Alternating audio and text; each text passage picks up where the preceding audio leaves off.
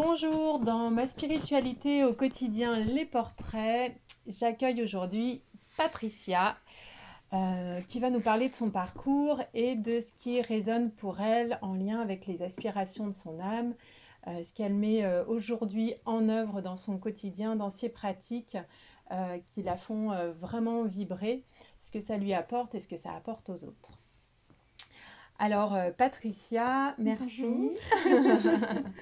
Je suis ravie de t'accueillir dans ces portraits et que tu nous partages ton parcours et ce qui vraiment aujourd'hui te met en joie, te fait vibrer, te fait agir dans ton quotidien pour toi et puis pour le collectif. Mhm. Alors, toi, tu as un parcours dans la diététique, Oui. puisque tu as commencé ton activité professionnelle en établissement de soins. Mhm. Aujourd'hui, on est dans ton cabinet, donc tu as pris un chemin différent, un envol particulier de te mettre à ton compte. Oui. Voilà, et tes pratiques ont vraiment évolué au fur et à mesure de ton cheminement intérieur. Mhm. Et j'aimerais que tu nous expliques un petit peu, voilà, comment ça s'est passé pour toi, ce que tu fais aujourd'hui, et puis peut-être un peu les étapes dans ce cheminement Mhm. qui font que aujourd'hui tu agis vraiment en lien avec les aspirations de ton Oui, bonjour Aurélie, bonjour à tous. Alors en effet, j'ai eu un parcours initialement très tourné sur la santé, en tant que diététicienne, un parcours salarié au départ, et puis j'ai osé ouvrir mon cabinet, me laisser porter par cette aspiration de vouloir accompagner les personnes. Et puis, de fil en aiguille, finalement, d'autres portes se sont ouvertes. âme. En premier lieu, parce que je ressentais le besoin par rapport à moi-même d'aller voir un petit peu ce qui pouvait être blessé au fond de mon âme, en quelque sorte, ce qui pouvait avoir envie d'émerger ou ce qui n'arrivait pas à sortir de, de moi-même, en quelque sorte.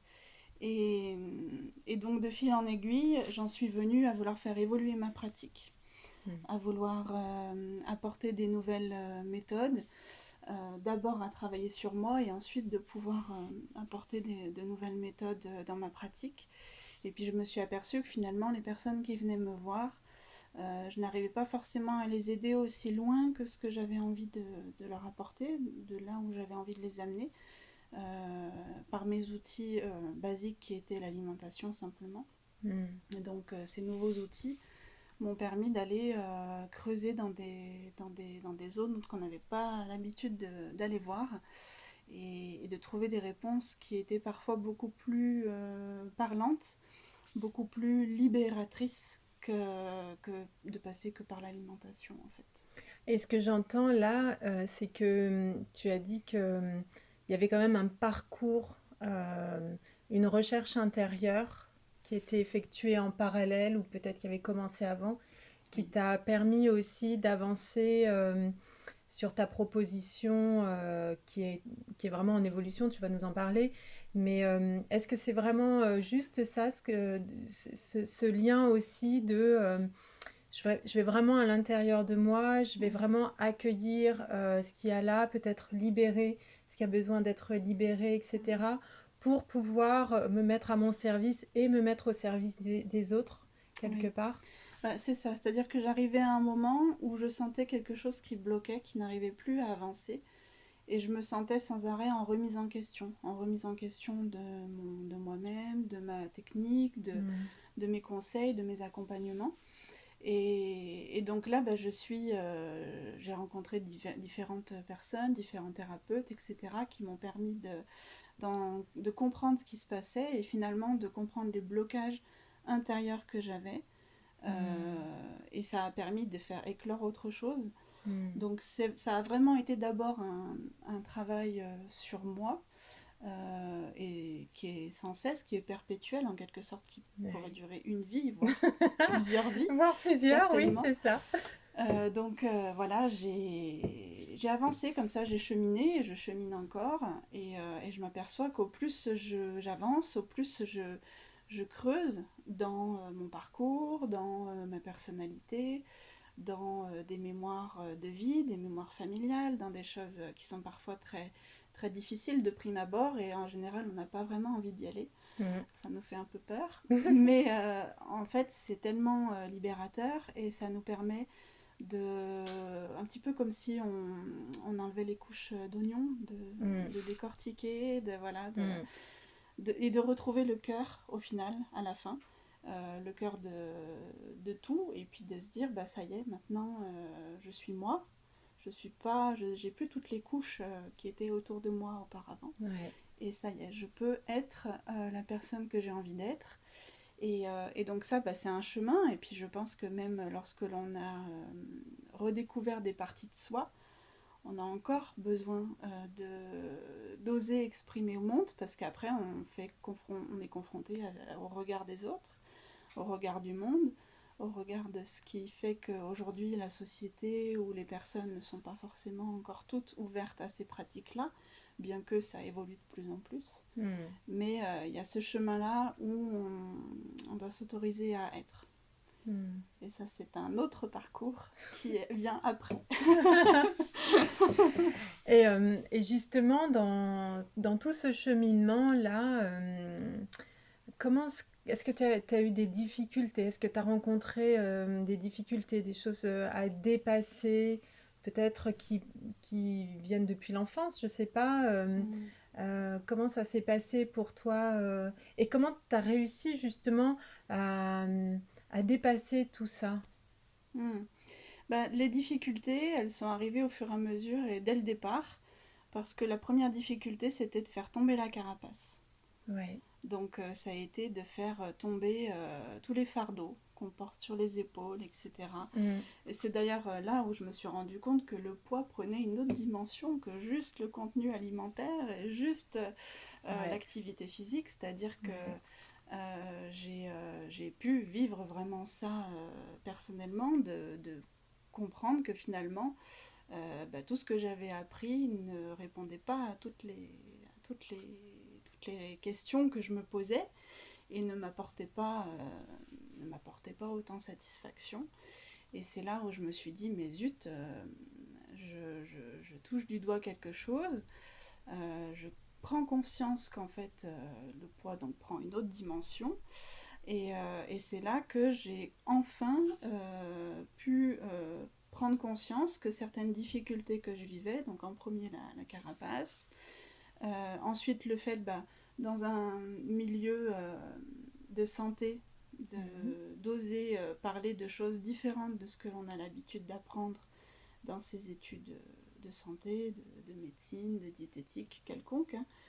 Et là, on commence à ouvrir des portes et en fait, on se met à rencontrer des personnes qui sont comme nous, c'est-à-dire qui sont passées par un parcours très cartésien, très scientifique, très terre à terre, et qui en fait osent croire ou osent dire mais non, il existe bien quelque chose, c'est juste que pour l'instant on n'y met pas forcément de mots, on n'explique pas tout, mais il y a vraiment une magie qui se passe quelque part et qui fait que de plus en plus de personnes s'ouvrent aujourd'hui. Et donc ça c'est une difficulté, c'est-à-dire c'est sortir du moule, sortir du conditionnement dans lequel on est parfois bien ancré, dans lequel on s'est adapté, un peu comme un caméléon, et s'adapte à la couleur du lieu, à la couleur de ce qu'on lui a proposé, la façon dont il fallait être depuis tout petit. Et puis en fait, quand le caméléon s'est aperçu qu'il n'était pas caméléon, mais qu'en fait il était autre chose, et c'est là que on se redécouvre soi, et c'est pour ça que c'est vraiment ça. Dans mon parcours à moi, ça a d'abord été un chemin vers moi, avant de pouvoir oser le proposer en cabinet, en séance, etc. Et je sais que ça continuera sans cesse d'évoluer, parce que aujourd'hui j'en suis à telle étape, je n'ai que 30 ans, donc je sais que ces premières étapes sont arrivées déjà très très tôt, et je sais que ça va continuer à avancer. Ouais. Ou je ne sais pas jusqu'à où est-ce que ça va aller, mais je me laisse porter et je me pose plus de questions parce qu'en bon scientifique, on s'en pose beaucoup de questions. Donc, tu fais confiance, quoi. Faire confiance, c'est cette foi, en fait, cet espoir, cette intuition où on se dit, bah, de toute façon, on est au bon endroit, au bon moment, on n'a pas de soucis à se faire. On est accompagné. Et ça, c'est quelque chose que j'ai pris conscience depuis bien longtemps, mais je n'osais pas y croire. Accompagné et en sécurité, en fait. Et en sécurité, oui. Ouais. Mm. Et justement, donc, dans tes accompagnements, ce que tu proposes aujourd'hui, ta façon d'amener le soin à la personne, euh, on parlait tout à l'heure justement de tes capacités depuis petite. Mhm. Est-ce que tu veux nous partager un peu ça, ce chemin-là parce que c'est quand même au cœur de ce que tu vis aussi aujourd'hui et de ce que tu proposes et comment ça a été vécu pour toi depuis petite, Ouais. ces capacités, ces perceptions, etc. Mm. Bah, je me suis aperçue, jusqu'à il y a peu de temps, que certaines parties de ma vie avaient été occultées. Hmm. Que j'avais mis sous couvert, mis sous cloche, oubliées, Hmm. mis dans un coin. Ouais. Et ce sont des choses qui sont revenues à la surface, revenues à ma conscience au fur et à mesure de ces dernières années. Et je me suis rappelé finalement, tout a trouvé un sens, tout a trouvé une réponse. Je me suis rappelé que toute petite, j'avais très très peur du noir, donc comme beaucoup d'enfants. Mhm. Mais j'avais cette impression de me sentir observée dans mon lit, de me sentir euh, d'avoir besoin pendant très longtemps de dormir avec une veilleuse. Et voilà, et j'avais ce besoin, cette envie de me cacher sous ma couverture, comme pour me protéger, comme voilà, pour ne pas voir des choses que je n'avais pas envie de voir, etc. Et c'est vrai que je faisais beaucoup de rêves aussi, enfin beaucoup de choses se sont passées quand j'étais petite.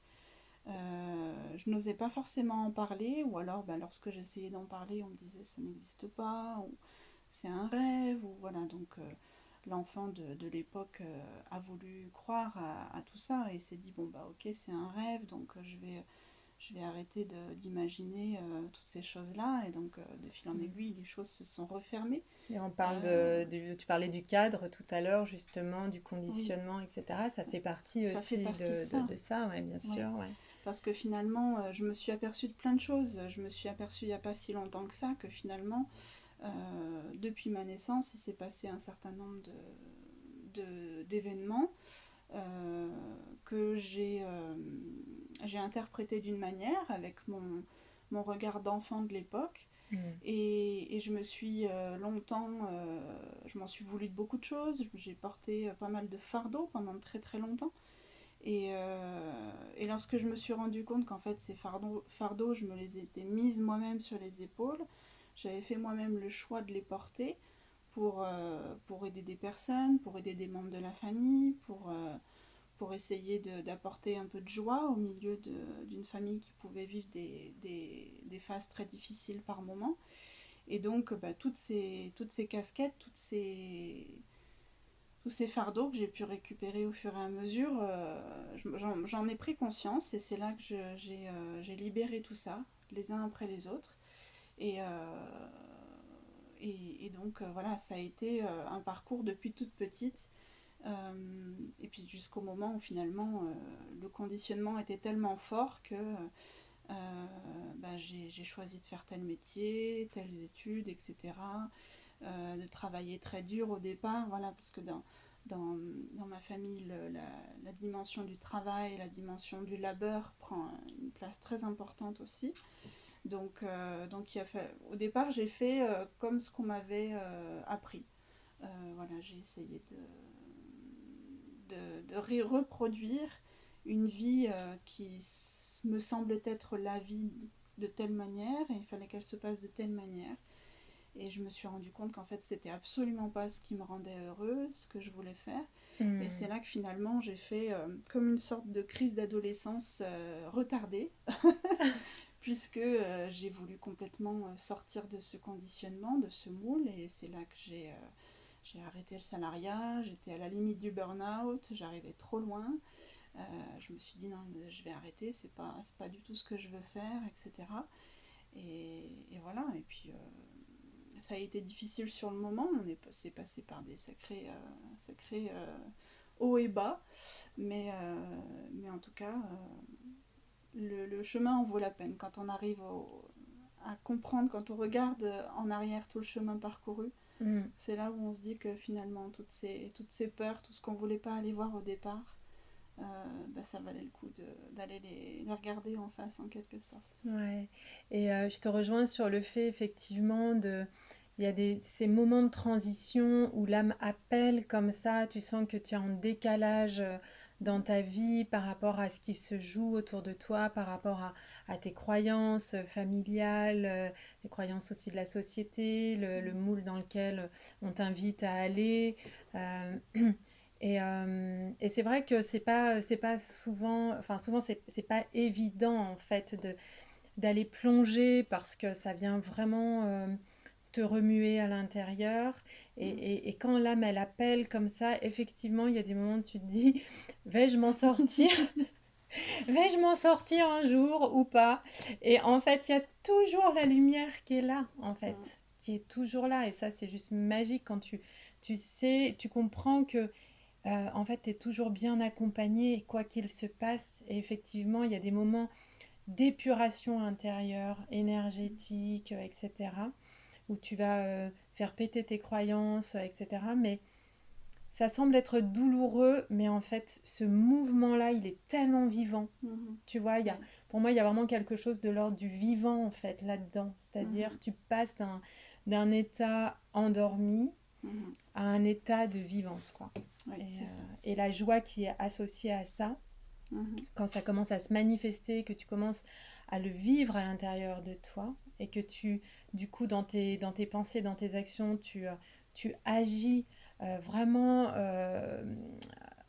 en lien avec tes aspirations profondes et ta vibration profonde, du coup, il y a Mhm. quelque chose de tellement plus ouvert qui se passe là et tellement Mhm. lumineux que Oui. tu dis, ben finalement, ça valait vraiment le coup de passer par là, même si c'est jamais fini, effectivement, quoi. Ouais. Ah, c'est sûr, oui, oui. Et puis, la vie fait qu'on rencontre les bonnes personnes au bon moment Et aussi. oui. Donc, au moment où j'ai voulu ouvrir la porte à ces choses-là, où j'ai voulu aller voir un petit peu ce qui se passait ailleurs, Mm. que dans le monde que je m'étais créé ou que je m'étais conditionné, j'ai rencontré les personnes qu'il fallait. Et Mm. donc, j'ai fait connaissance de divers thérapeutes, etc., de divers enseignants spirituels Mm. qui m'ont d'abord, par exemple, initié au Reiki au Mhm. départ. Le Reiki, au départ, a été pour moi vraiment ce chemin vers moi. Cette Mhm. compréhension de ce qui se passait, de ces choses subtiles, de ce qui faisait que dans notre corps correspond à différentes émotions, etc. Voilà, il y a, tout a trouvé son sens. Et de fil en aiguille, j'ai raccroché finalement des notions de santé, des notions que j'avais apprises au départ, avec des notions plus faciles à comprendre de tout le monde, en lien avec avec des émotions, en lien avec des douleurs qu'on peut ressentir, en lien avec ces impressions qu'on peut avoir, comme quand je parlais d'un fardeau. Mm. Voilà, quand on a sans arrêt des douleurs aux épaules, des douleurs au cervical, l'impression d'en avoir plein le dos. La langue française est bien faite, donc par rapport à ça, rien que là, on peut exprimer des fois des choses sans avoir à expliquer, avoir fait énormément d'années d'études pour expliquer par des mots scientifiques ce qui se passe en fait. Mm. Tout est beaucoup plus simple et tout est accessible même par n'importe qui et par des enfants. Bien sûr. Donc voilà, c'est tellement plus simple en fait quand on met des compréhensions, des mots beaucoup plus faciles à comprendre sur les choses. Et c'est ce que j'adore faire en consultation.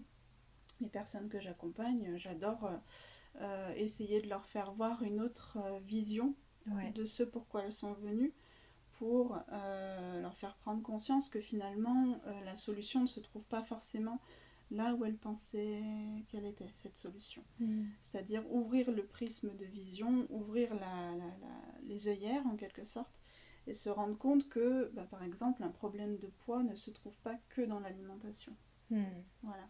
Et se trouve sur d'autres aspects et qui sont parfois pas forcément dépendants de nous directement, comme des choses qu'on récupère, comme des fardeaux qu'on porte. Voilà. Ouais. Tout a un sens à un moment donné. Et à partir du moment où on met de la compréhension là-dessus, finalement, on fait un travail psychologique aussi. Eh bien, il y a des choses il y a des déclics qui se font à un moment donné. Et voilà. Donc. Bon. Et est-ce que tu veux nous parler aussi de ce que tu pratiques plutôt dans des soins? Donc ça, c'est vraiment allié à ton approche sur la diététique. Enfin, c'est vraiment un ensemble, hein. C'est quelque chose de... On parlait de multidimensionnel tout à l'heure. Si tu veux peut-être nous dire un petit peu ton approche justement par rapport à ça. Oui, j'aime bien voir le côté multidimensionnel, un petit peu comme tout à l'heure quand je parlais de la vision, du changement de vision. Ce serait comme si finalement le côté alimentaire, physique était le côté, la dimension physique en l'occurrence, et puis la dimension plus psychologique, émotionnelle était une autre dimension, une autre facette. Et puis après on peut aller très très loin, c'est-à-dire tout ce qui correspond à l'hérédité, à tout ce qu'on aurait selon les études récupérées dans l'ADN, etc. Eh bien, c'est comme si on avait la possibilité aussi d'aller à la rencontre de ça et de finalement décider inconsciemment de déclencher telle ou telle maladie, parce que c'est des maladies qui sont présentes dans des générations et des générations dans des familles. Et pourquoi voir l'hérédité comme une fatalité, en fait. Et pour avoir cette capacité de se dire, ça peut paraître fou, mais de se dire que finalement l'ADN peut être modulé, peut être transformé de manière à pouvoir finalement ne pas déclencher telle ou telle maladie familiale, et au contraire à libérer quelque chose et donc libérer les générations suivantes. Bien sûr. Nécessairement. Donc voilà,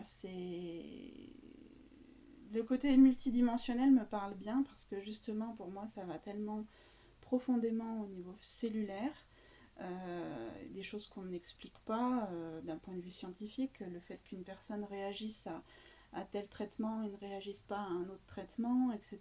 Le fait, les fameux effets placebo dont on entend parler, etc. Et bien qu'est-ce qui fait qu'à un moment donné, un corps humain va réagir de telle ou telle manière?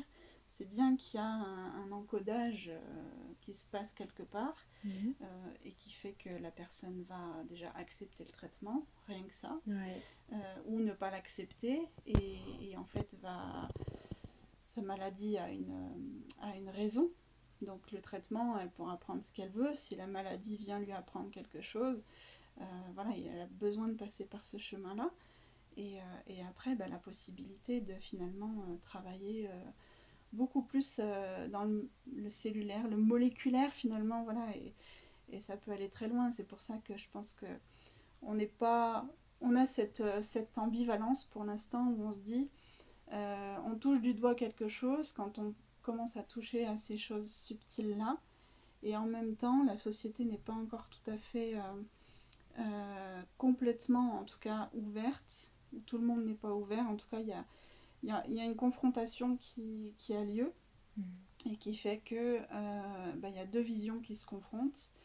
Et le mieux, ce serait d'essayer de faire quelque chose de commun, ensemble en quelque sorte, parce que chacun a sa vérité, chacun a sa part de vérité.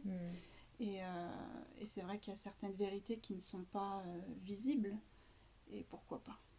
Et oui, pourquoi pas. Voilà, on voit pas tout ce qui se passe dans le visible, on peut envoyer des messages à l'autre bout de la planète, etc. On voit pas comment ça se passe, et pourtant on y croit. Alors qu'il y a des dizaines d'années en arrière, personne n'aurait cru de ce qui est possible de faire aujourd'hui. Donc voilà. Bon, et est-ce que tu veux nous partager comment ça, justement, tes pratiques à aujourd'hui, qui sont toujours en évolution, comment elles, enfin, ce qu'elles apportent aux gens, si tu as peut-être un exemple, ou voilà, qu'est-ce que ça vient nourrir chez eux, peut-être ouvrir comme porte de conscience, je ne sais pas. Et chez toi, comment ça te nourrit, toi, Mm. profondément? Ouais. Alors déjà, le fait que j'ai ouvert autre chose dans ma pratique a fait que je n'attire plus les mêmes personnes. Ah oui, bien Voilà, sûr. je n'attire plus les personnes qui recherchent que le côté alimentaire, que le Ouais. côté régime, etc. C'est quelque chose qui ne me nourrit pas d'ailleurs, c'est quelque chose qui Mhm. ne m'apporte rien, Ouais. euh, qui reste trop superficiel pour moi. Donc le fait que je puisse finalement, que j'attire les personnes qui sont plus en phase avec ce que je propose et avec ma vision. Alors pour certaines personnes, parfois il y a besoin d'ouvrir les portes justement, de planter une graine pour essayer de faire en sorte que ça germe. Ouais. Mais, euh, mais bon, c'est chaque chose en son temps Bien sûr. et tout est juste. Et pour d'autres personnes, au contraire, qui viennent me voir vraiment parce que elles ont vu sur internet ou voilà, elles ont entendu parler, elles ont une personne qui me connaît, qui est déjà venue me voir, donc Mm. le bouche à oreille qui s'est mis en place et qui fait qu'il y a des personnes qui viennent me voir vraiment pour ce côté alternatif à la diététique classique. Mm. Et donc, finalement, les consultations ont beaucoup plus de place, on va dire, prennent beaucoup plus de place du côté énergétique, émotionnel, Mm. et on parle beaucoup moins de l'alimentation. Mm. Bien sûr. C'est-à-dire que l'alimentation, je donne des conseils quand c'est pertinent, etc., mais on ne va pas sans arrêt y revenir dessus, on ne va pas chercher à tout calculer, à tout peser, etc., à ce que ça devienne trop lourd finalement, parce que quand il y a besoin de tout calculer, etc., ça devient trop compliqué. Et donc ces personnes-là, finalement, je les oriente plus vers une approche émotionnelle, énergétique. Donc là, j'utilise mes outils que j'ai actuellement en consultation. Donc j'ai des outils plus en radiesthésie. Donc je me suis rapprochée à l'époque d'un pendule. Je me suis acheté mon premier Mhm. pendule. Et puis là, je n'ai fait aucune formation. J'ai testé, j'ai joué avec pour voir un petit peu comment ça Ouais. fonctionnait. À me poser des questions, à me dire mais comment c'est possible que ça puisse bouger? Est-ce que c'est moi qui fais bouger? Est-ce que c'est quelqu'un d'autre qui fait bouger? Voilà. Et donc aujourd'hui, j'utilise le pendule en consultation et puis après, j'oriente sur plutôt des soins énergétiques. Ouais. Et les soins énergétiques, c'est pareil, j'appelle ça soins énergétiques parce que je n'ai pas. Pour moi, j'apporte plusieurs choses dans ces soins. Ouais. Et ce qui se passe à travers les soins n'est pas juste une seule chose, c'est pas juste du reiki ou c'est pas juste du magnétisme ou tous les mots qu'on peut y mettre derrière ces soins énergétiques. Ouais. Pour moi, le Reiki a été plutôt comme une initiation, justement, comme une Mhm. base, comme la possibilité de pouvoir faire des soins. Ouais. Voilà. Et puis plus ça va, et plus finalement, ça prend une dimension beaucoup plus importante que juste le Reiki. Et aujourd'hui, je sais que je me sens plus raccrochée à certaines choses, à certaines pratiques, à certains enseignants spirituels, ou à certains auteurs, ou à certaines choses qu'on peut lire, en connexion en tout cas. Mhm. Et les personnes que j'ai pu rencontrer sur mon parcours m'ont aussi fait connaître justement toutes ces personnes-là. Ouais. Il n'y a pas eu de hasard derrière tout ça. Et j'ai raccroché, je pense aussi, avec comme des vies antérieures, parce qu'en fait, je me suis raccrochée d'ailleurs à plutôt du bouddhisme, des choses comme ça. Donc, Ouais. je me suis rendu compte que j'étais attirée aussi par ces cultures-là. Mhm. Et puis après, bah, de toute façon, tous les signes sont arrivés. C'est-à-dire que quand je commençais à m'intéresser à quelque chose, derrière, j'avais certaines vidéos, par exemple sur YouTube, qui m'étaient proposées, Mhm. etc. Et donc j'ai commencé à écouter des musiques, des mantras que je n'avais jamais écoutés de ma vie. Ouais. Et certains me faisaient tellement de bien. J'avais certains mantras, les premières fois où je les ai écoutés, ça m'a fait pleurer. Ouais. Voilà, ça me traversait complètement. Et aujourd'hui, bah, ce sont des choses qui font partie de ma vie et que j'aime écouter au quotidien, etc. Et ça m'accompagne. Et Mhm. dans les soins, bah, j'appelle pas simplement l'énergie Reiki pour le coup. Ouais. J'appelle aussi les autres énergies qui m'accompagnent, que je ne vois pas forcément perceptiblement, mais que je sais qu'elles m'accompagnent, et donc je les appelle en soins, et c'est là où justement ça prend, ça prend une ampleur tellement impressionnante, et on n'ose pas y croire au début, et moi-même je me dis, mais à certains moments je suis en remise en question, je me dis, mais comment est-ce possible, pourquoi est-ce que ça, qu'est-ce que j'aurais de si spécifique, de si particulier à faire passer pour qu'il se passe de telles transformations. Et donc j'ai des personnes qui viennent me voir, justement au départ par rapport à une problématique de poids par exemple, ou un souci de santé, etc., qui ont testé plein de choses, etc. Et par quelques soins, et ben, il y a une libération, il y a un switch qui se passe. Et la personne a envie de changer plein de choses, ou auparavant était dépendante de quelque chose, était accrochée par exemple au sucre, ou accrochée à quelque chose. Et donc on enlève cette dépendance en quelque sorte. C'est comme si on remettait à l'équilibre une dimension à l'intérieur de nous, ce fameux multidimensionnel, une dimension énergétique. On remet à l'équilibre ça, et finalement, à force de recentrer, de revenir au centre, la personne retrouve ce qui est bon pour elle, et parfois aussi ça chamboule la personne, c'est-à-dire qu'elle se rend compte que finalement elle n'est pas du tout alignée avec ce qu'elle a envie de faire, ou elle se rend compte qu'il y a plein de choses qu'elle a envie de changer. Donc parfois ça peut aussi chambouler, mais voilà, c'est le début du chemin qui fait que parfois c'est houleux, mais voilà, le chemin est beau à la fin, quoi. Et c'est justement quand toi-même tu as fait ce chemin d'évolution, justement, tu peux vraiment accompagner d'autres personnes à le faire, ceux qui sont voilà, au début de quelque chose, etc. Parce que toi-même, tu as déjà eu ces compréhensions, ces transformations, etc. Et donc, quelque part, dans la vibration, tu les emmènes aussi, plus tes pratiques, etc. Et c'est ça qui est beau, en fait, c'est que il y en a pas, pour moi, il n'y a pas des personnes qui sont plus évoluées que d'autres, c'est juste, c'est à un moment, ça, quand c'est le moment, quand c'est juste, en fait, ça se met en place. Et c'est une grande chaîne, en fait, hein, on est tous reliés. On est tous reliés, et je me retrouve tout à fait là-dedans, parce que quand les personnes viennent me voir, je n'aime pas avoir l'impression de me positionner plus haute que la personne, parce qu'il y a sans cesse un échange. Bien sûr. C'est-à-dire que je vais apporter quelque chose à la personne, mais la personne va aussi m'apporter quelque chose sans qu'elle s'en rende compte. Bien Et sûr. finalement, c'est là où ça nourrit aussi le thérapeute, parce que rien n'a de... Tout est... Tout a une raison, il n'y a pas de hasard en fait, en quelque sorte. Donc, le fait de se mettre dans la même posture que la personne, que le consultant, ben en fait, c'est d'être simplement de se remettre dans une part d'humilité, qui est hyper importante, parce qu'on a vite fait de prendre la grosse tête, hein, dans ces mondes-là, de se dire, oh là là, c'est incroyable, je sais faire ci, je sais faire ça.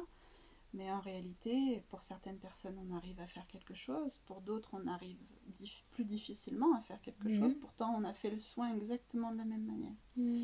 Mais la personne n'était peut-être pas ouverte, ou alors elle a peut-être fermé quelque chose, elle n'a peut-être pas accepté de recevoir. Mais voilà, notre posture doit rester humble quoi qu'il en soit, parce qu'on n'est pas la personne qui va guérir. C'est la personne qui se guérit elle-même. Et oui, En tout tout cas, à fait. c'est comme ça que je le vois. Je te rejoins. Voilà. Complètement. Donc, en quelque sorte, on est juste là peut-être pour appuyer sur le bouton, peut-être pour aller voir le disjoncteur, et puis pour déplacer certains boutons, etc.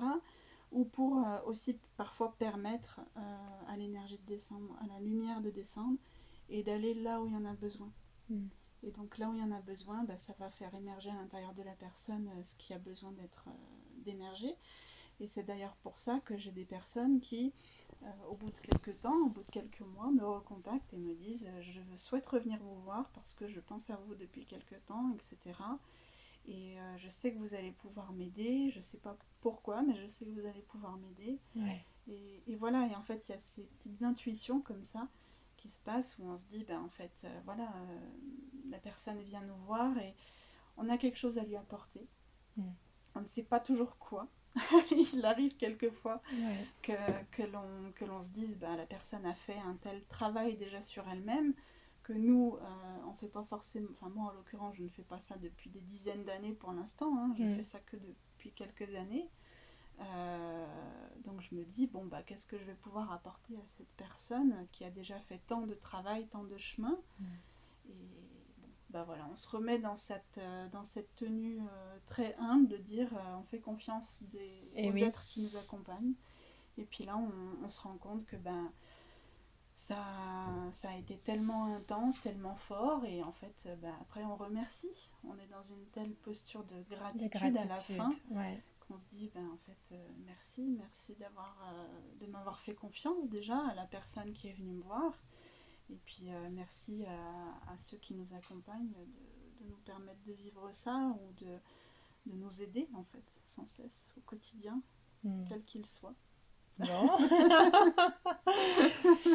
Est-ce que tu aurais peut-être un conseil à donner, à exprimer auprès des personnes qui vont regarder cette interview, l'écouter, justement, je sais pas, quelque chose pour toi qui est important dans cette connexion à soi?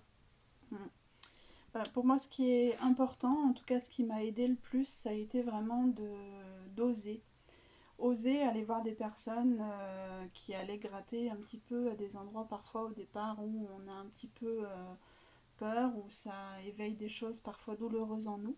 Oui, Ne pas avoir peur de pleurer si c'est ça qui a besoin en fait parfois. oui. Ce sont des choses qui ressortent, ce sont des larmes qui ne sont pas coulées à une époque, qui n'ont pas coulé à une époque. Et donc le fait d'oser, oser consulter, oser s'écouter, Ouais. oser ne pas se fier au regard des autres aussi, parce que parfois on imagine qu'une personne nous regarde d'une telle manière, on se fait des films, on se dit qu'est-ce qu'elle doit se dire dans sa tête, etc. Ouais. On est capable de faire des sacrés scénarios par moment. Oui. Et en fait, ils ne sont pas forcément vrais parce Mm. que on imagine que la personne va nous voir de telle manière, va nous juger, va nous critiquer, va nous dire oh là là, pourquoi elle fait ci, pourquoi elle fait ça, etc.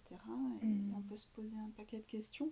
Donc le fait d'oser, oser être qui on a envie d'être, oser s'écouter et oser se faire confiance aussi Mm. et accepter parfois de trébucher aussi. Ouais. Parce que le chemin n'est pas forcément tout lisse. Il y a souvent des cailloux, plus ou moins gros. et, et, donc, euh, et donc ça fait partie du chemin en fait. Le plus important n'est pas de... le problème n'est pas d'échouer en fait. C'est vraiment de réussir à se relever, c'est le plus important. Mm. Et puis de continuer d'avancer. Et finalement, on apprend de nos erreurs sans cesse. Mm. C'est pour ça que les personnes qui ont testé X manières de se soigner, X manières de s'en sortir dans leurs difficultés, c'est pas un échec, c'est simplement diverses manières qui ont été testées, qui n'ont peut-être pas fonctionné sur l'instant, mais voilà, ça a été salvateur pour eux. Et à un moment donné, ils finiront par comprendre que chaque méthode avait sa vérité, avait sa raison, C'est ça. et ils n'ont peut-être pas forcément pris toute la mesure de ce qu'ils ont récupéré au fur et à mesure de Mm. ces essais réalisés. Et c'est Voilà. vraiment, je te rejoins complètement, c'est vraiment, ça fait partie du chemin en fait, effectivement. On voit pas forcément les bénéfices de pratique ou de ce qu'on a pu essayer de mettre en place ou dans des accompagnements qu'on a pu avoir, etc. Mm. Mais en fait, tout ce chemin fait qu'à un moment, tu vas t'éclore à toi-même, tout va Mm. prendre sens aussi, Ouais. parce que ce sera le bon moment aussi. Mm. Et effectivement, il y a pas d'échec, c'est juste la façon dont tu vas teinter l'expérience qui va en Mm. faire que tu vas en retirer quelque chose de positif, ou alors que tu vas voir l'expérience de manière négative, mais c'est juste en fait toi qui teintes l'expérience, parce qu'en Mm. soi, elle est neutre. Oui. Et voilà. C'est notre filtre de perception de Mm. l'expérience. Parfois, on se dit la personne n'a rien apporté du tout, ça n'a servi à rien, la thérapie Mm. n'a servi à rien. C'est notre filtre actuel à l'instant T. Et puis après, au fur et à mesure des mois, on se rend compte que finalement, si, ça a ouvert des portes, Et oui, ou ça a planté des graines qui avaient besoin de temps pour germer. c'est ça. Et ça revient à ce que je disais tout à l'heure, le fait que certaines personnes me rappellent au bout de quelques mois, parce que au départ, elles n'ont pas forcément pris la mesure de ce qui était en train de se passer, parce qu'elles ont l'habitude que ce soit très concret, que ce soit parfois rapide, Oui, alors qu'il y a besoin de temps parfois aux choses. c'est ça. Donc voilà, c'est cette posture, pour moi c'est une posture de sagesse en fait, de se dire qu'on n'est pas maître de tout, qu'on n'est pas sûr de tout ce qui se passe, etc. Et de s'en remettre parfois simplement à se dire, en fait, ça viendra quand ça viendra. Ça n'a pas fonctionné, c'était peut-être parce que ce n'était pas le bon moment. Voilà, et puis quelques mois après, les choses évoluent comme par hasard, comme par magie. Et puis on finit par faire des choix différents, on finit par avoir envie de nouvelles choses, par rencontrer d'autres personnes ou par revenir voir les personnes qu'on n'a pas osé croire au départ. Et tout est juste et c'est comme ça en fait. Voilà. Est-ce que Patricia, tu aurais un livre à recommander à ceux qui regardent l'interview, qui nous écoutent? Quelque chose, un livre qui t'aurait peut-être marqué? Ça a été l'un des premiers livres que j'ai lu et qui m'a fait comprendre que chaque symptôme avait une signification, une symbolique. Donc c'est un livre que je prête sans arrêt, c'est pour ça que je ne l'ai pas avec moi actuellement. Mais on mettra le lien. On mettra le lien dans les commentaires, enfin dans la description. Voilà. Donc c'est un livre de Michel Odoul, qui est une personne très sage d'ailleurs, et le titre est Dis-moi où tu as mal et je te dirai pourquoi. Donc c'est cette symbolique, le fait que les mots du corps sont des messages de l'âme, sont des messages que parfois on n'a pas on n'écoute pas. On préfère mettre un pansement sur le message, sur la douleur. On préfère mettre un médicament, peu importe. Voilà. Et donc on étouffe la douleur et cette douleur finit par réémerger d'une autre manière. Ou alors, voilà. Donc c'est là où on se rend compte qu'il y a tellement de choses à faire en fait et que si on avait toutes les réponses, en fait, il n'existerait plus de maladie, il n'y aurait plus de toutes ces souffrances-là. Tout le monde vivrait heureux, tout le monde vivrait en harmonie, ce qui n'est pas encore le cas. Non. Donc voilà, c'est là où on se rend compte qu'il y a des choses dont on n'a pas encore conscience. Bon, est-ce que tu serais d'accord qu'on mette ton mail, ton site internet, enfin tes coordonnées, si les personnes ont envie de te contacter, d'avoir plus d'informations? Oui, bien sûr. Ok, super, on les mettra en commentaire, en description. Ok, merci Patricia pour cette belle interview, tout ce que tu nous as partagé. Et ben, je te souhaite vraiment le meilleur. Et puis voilà, et puis je vous dis à très vite pour une prochaine interview dans ma spiritualité au quotidien, les portraits. Je vous embrasse et je vous dis à bientôt. Ciao!